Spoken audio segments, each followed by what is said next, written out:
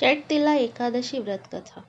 माघ मास की कृष्ण पक्ष की एकादशी तिथि को षटतिला एकादशी व्रत मनाई जाती है।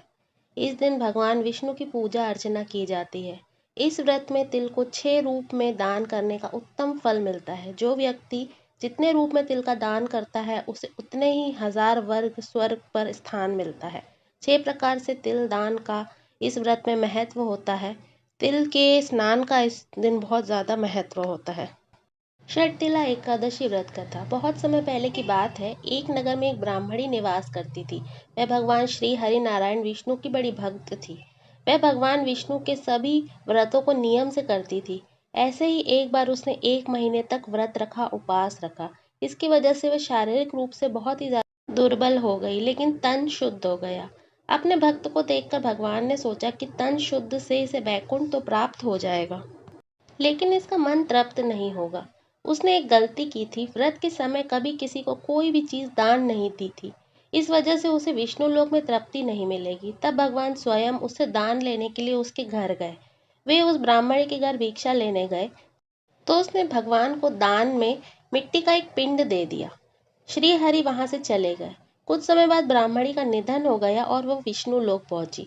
उसे वहां पर रहने के लिए एक कुटिया मिली जिसमें कुछ भी नहीं था सिवाय एक आम के पेड़ के।